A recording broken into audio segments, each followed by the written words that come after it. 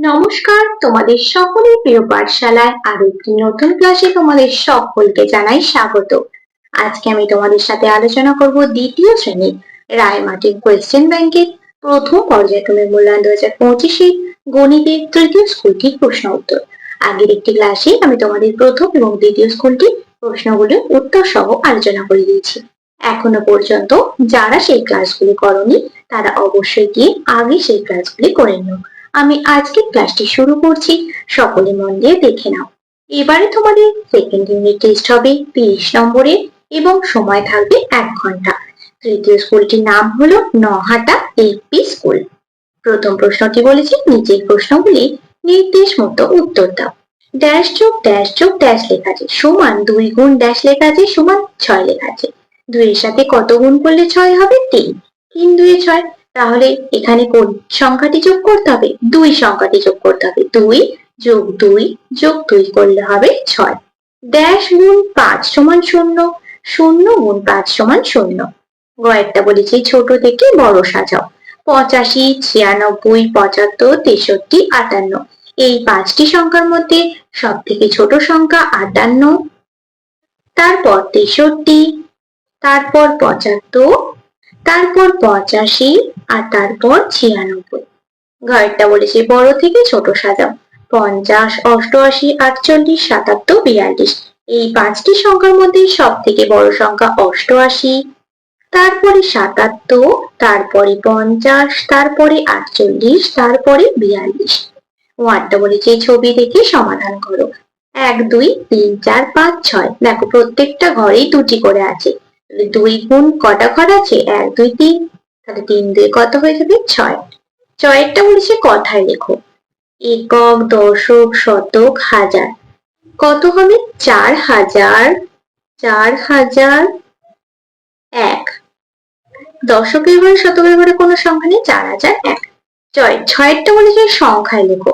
7,03,000। আগে একক দশক লিখে নি। একক, দশক, শতক, হাজার, অযুত, লক্ষ। 7,03,000। বর্গীয় ছয়টা বলেছে গুণ্য গুণিতক কি হবে? গুণক সমান গুণফল। তারপরে 2 এর প্রশ্নটি বলেছে সঠিক উত্তরটির তলায় দাগ দাও। একই সংখ্যা বারবার যোগ করার সহজ উপায় গুণ, ভাগ না যোগ প্রক্রিয়া? গুণ প্রক্রিয়া। যাকে ভাগ করি তাকে ভাজক, ভাজ্য না ভাগফল বলবো? ভাজ্য বলে। যোগ করলে মান বাড়ে, কমে না একই থাকে? বাড়ে। বিয়োগ প্রক্রিয়ার সংক্ষিপ্ত রূপ হলো গুণ, যোগ না ভাগ? ভাগ। 10 গুণ 5 সমান 50। সমস্যাটিতে গুণক হলো 5। 10 গুণক, 5 গুণক আর 50 গুণফল। তিনটা বলেছে স্থানীয় মান অনুসারে যোগ ও বিয়োগ করো।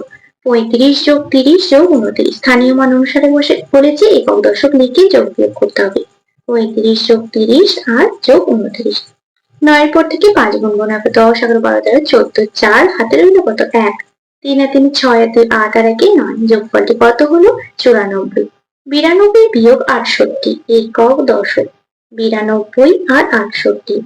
দুইটা কত ধরবো? 12। তো 8 এর পর 9, 10, 11, 12। 4 হাতে রইল কত? 1। 9 থেকে 6 বাদ দিলে হবে 3। 3 থেকে 1 বাদ দিলে হবে 2। বিয়োগফলটি কত হলো? 24। 4 বলেছে বাম দিকের সঙ্গে ডান দিক মেলাও। 4 যোগ 4 যোগ 4। 3টে 4 আছে, 4 3 কি হবে? 12। দেখো 3 গুণ 4 এটার সাথে মিলিয়ে দেবো।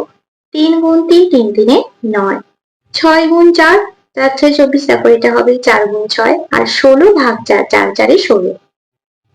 5 বলেছে নিচের সমস্যাগুলির সমাধান করো। একটি চকলেটের দাম 2 টাকা হলে 14টি চকলেটের দাম কত হবে?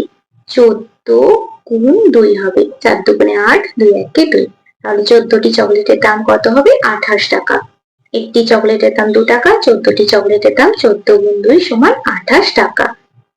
হয়টা বলেছে 12টি সন্দেশ 4 জনকে সমান ভাবে ভাগ করে দিলে প্রত্যেকে কটি করে সন্দেশ পাবে?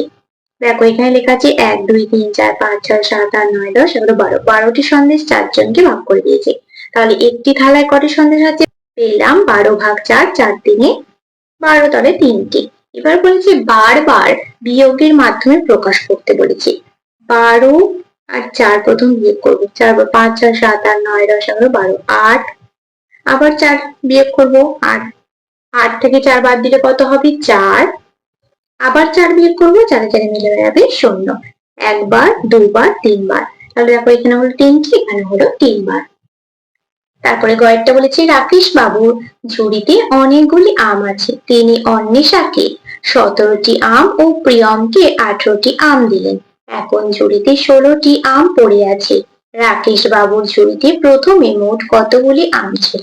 অন্বেষাকে দিলেন 17টি, প্রিয়মকে দিলেন 18টি, ঝুড়িতে আছে 16টি। কি করতে হবে? যোগ। 6 পর থেকে 8 গিট গুনবো, 7 8 9 10 11 12 13 14, 14 পর 15 16 17 18 19 20 21, 21 এর 1 হাতে রইল কত? 2। 1 2 3 আর 2 এর 5। তাহলে ঝুড়িতে মোট 51টি আম আছে। ঘরেরটা বলেছে আজ খুব বৃষ্টি পড়ছে, তাই 26 জন ছাত্রছাত্রী স্কুলে আসতে পারেনি। তোমাদের শ্রেণীতে মোট ছাত্রছাত্রী 77 জন।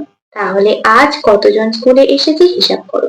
শ্রেণীতে মোট ছাত্রছাত্রী কতজন? 77 জন। কতজন আসতে পারেনি? 26 জন। কি করতে হবে? বিয়োগ। 7 থেকে 6 বাদ দিলে হবে 1, 7 থেকে 2 বাদ দিলে হবে 5। আজ স্কুলে এসেছে 51 জন। তাহলে দেখো আজ আমি তোমাদের দ্বিতীয় শ্রেণীর গণিতের 3য় নম্বর স্কুলটিও কমপ্লিট করে দিলাম। আজকের ক্লাসটি তাহলে আমি এখানেই শেষ করছি। খুব তাড়াতাড়ি আরো একটি নতুন ক্লাস নিয়ে হাজির হবো তোমাদের সামনে। যদি তোমাদের আজকের ক্লাসটি ভালো লেগে থাকে তাহলে অবশ্যই লাইক করে দিও এবং বন্ধুদের সাথে শেয়ার করতে কিন্তু একদমই ভুলো না। আর যারা এখনো পর্যন্ত আমার চ্যানেলটিকে সাবস্ক্রাইব করনি তারা অবশ্যই সাবস্ক্রাইব করে পাশে থাকা বেল আইকনটি প্রেস করে অল নোটিফিকেশন অন করে দিও, যাতে সকল ভিডিও আপলোড করার সাথে সাথেই তোমাদের কাছে তার নোটিফিকেশন পৌঁছে যায়। সকলে সুস্থ থাকবে, স্বাভাবিক থাকবে। সকলকে অসংখ্য ধন্যবাদ জানাই।